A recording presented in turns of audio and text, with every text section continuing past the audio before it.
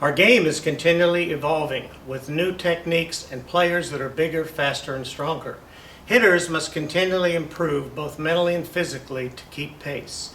This tape, just released, stresses specific techniques to help your entire swing process, especially minimizing movement to maximize performance, getting to contact on time, staying long through the ball.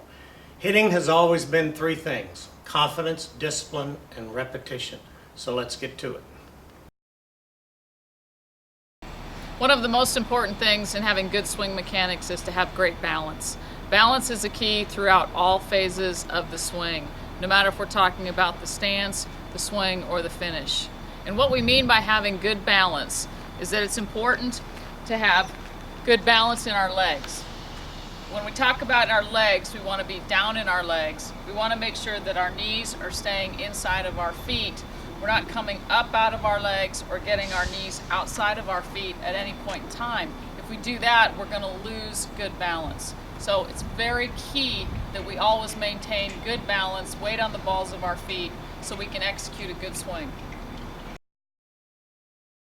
The two most important things to me in a good stance is that the hitter has great balance and they have some rhythm.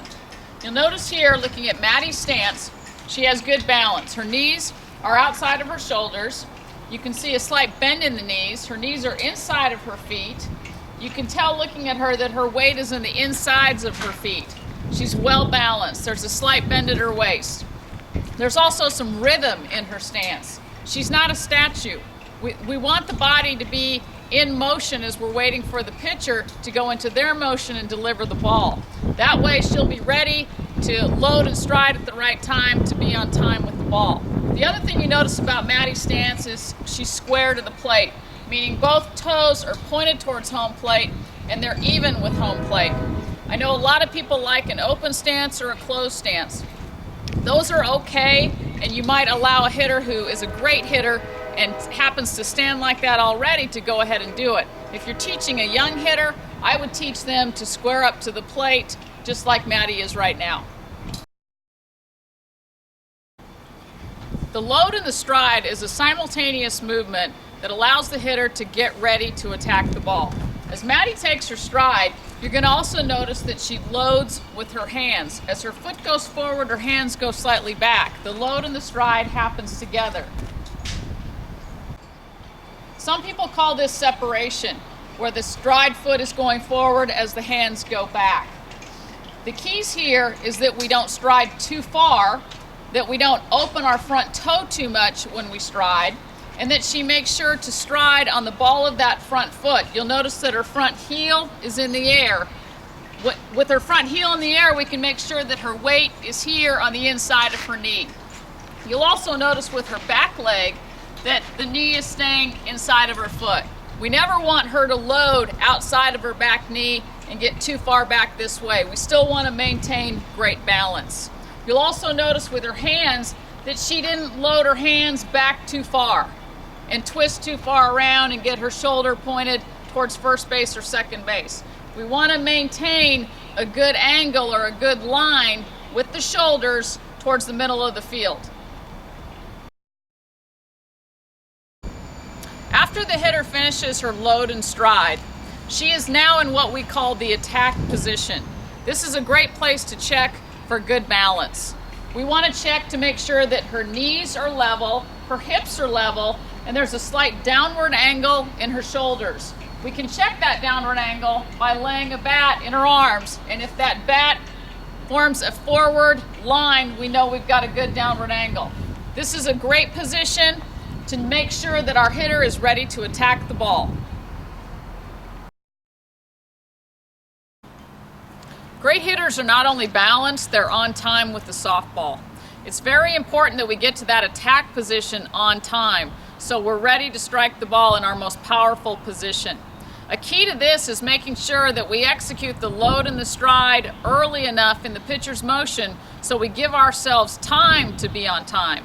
Too many hitters start their load and the stride too late, and then they have to rush to catch up. And usually when they're rushing to catch up, they lose balance and they never get there on time. So it's very critical that we're early, that we're smooth, and that we're slow with our load and stride. Give ourselves plenty of time to get our front foot down in time so that we can get the barrel to the contact position and be ready to hit the ball with power.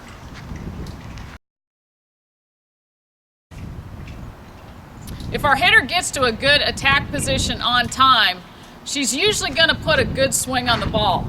From this position, what she's going to do now is simply shift her weight into the softball.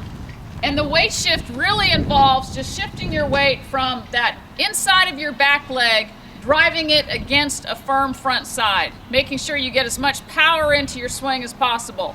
Let's take a look at a few dry swings.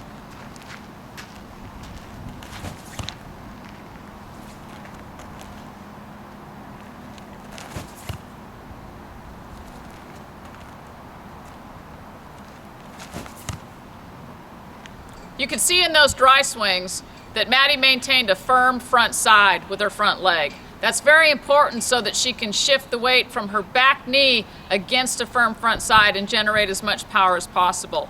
You'll also notice that slight L shape in her back leg. That tells us that she was able to drive that front knee against a firm front side.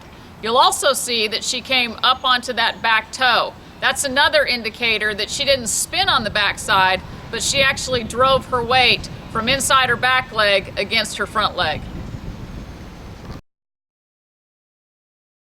A good grip is important so that the hitter has good freedom through the swing and can generate good bat speed. Too many hitters don't grip the bat properly and they restrict their freedom of movement. In the grip, you want to make sure that your hitter holds the bat in the base of her fingers, right where the fingers meet the palm. Some people call this the pads on your palm. That's where they want to hold the bat. Pick it up from there. Common mistake is a lot of hitters will bury that bat way down in their palm, close to their thumbs, and when they pick it up, their hands are wrapped so far around the bat, they can't swing the bat freely through the zone. So make sure that that bat is where the fingers meet the palms, they've got a good loose grip on the bat, and they can generate good bat speed through the zone. A good grip is also important to help the hitter make sure that she can keep her hands inside the ball and make contact out front and get her hands out front of her body. When kids grip the bat too far down in their palm and get their knuckles wrapped too far, they tend to release the barrel behind them rather than getting their hands out in front into a powerful contact position.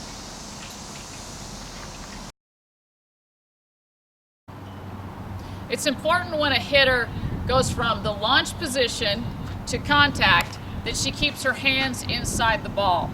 Maddie's going to take a swing now, and she's going to stop at contact, and we'll talk about the keys in that part of the swing. Okay, right here at contact, you'll see that she's in a palm up, palm down position. Top hand is palm up, bottom hand is palm down. Her arms are still slightly bent, especially this top hand arm. That tells us that she still has power, and she's going to use that power as she makes contact to drive through the ball. So very important at contact, palm up, palm down, arms slightly bent. A lot of people will say different things to describe the concept of keeping your hands inside the ball. I like a few of them. One, the idea of taking the nub of your bat to the pitcher. That helps a hitter remember to keep their hands inside the ball. Another thing that's very important is to keep the barrel close to your body, as close as possible to your body, as long as you can through the swing. This is a great position here. Maddie has not released the barrel out to contact yet, so she's got a lot of stored power. Another key to look for with the hitter to make sure that they're maintaining a good angle here and taking their hands inside is this angle between their arm and the bat. If you have that kind of an angle there, you know that the bat is in a good position, their hands are in a good position. Too many times you'll see this kind of an angle and you know the hitter has pushed down with the nub, or you'll see this kind of an angle where they've released the barrel away from their body way too early. From the contact point, the next thing that's going to happen in the swing is the hitter is going to extend. What's very important here as Maddie extends is that she stays on plane with the ball. We like to talk about imaginary tunnels. If the pitch was down the middle, we're going to keep our barrel in that tunnel, driving that ball back up the middle. If the pitch was on the inside, we're going to keep our barrel in that tunnel to left field as long as possible. And if the pitch for Maddie was outside, we're going to keep our barrel in that tunnel to right field as long as possible. That reinforces the idea to us of staying long through the ball, imagining another ball and another ball after we hit the real ball. After she extends, then she's going to finish long all the way around her back. Finishing long does not always mean finishing high. Common mistake some hitters make is they hit the ball and then they bring the barrel up high out of the zone. We want to finish long on the same plane as the ball as long as possible. The two major problems in hitting today are stride and hands to the ball. At Tennessee, we utilize circuit training to work on those situations and any other problems that a hitter may experience. In circuit training, you can set up 7 to 10 stations every day. Those stations can be directed toward whatever you think you're having a problem with in the hitting cycle. At Tennessee, an important part of our hitting every day is a cage we call Bat Speed Boulevard. This is Bat Speed Boulevard behind us. You can take a look at it. Every day we ask our players to take a stroll down Bat Speed Boulevard. Recent studies by Major League Baseball have shown that for every 5 miles an hour you pick up in bat speed, you can pick up 30 to 40 feet in distance. That's really important in hitting. First station we're going to discuss in Bat Speed Boulevard is a station that's designed to really activate the fast twitch muscles and really build arm strength and quick movement. On this station we use 16-inch weighted softballs, and the players take 15 to 20 repetitions every day.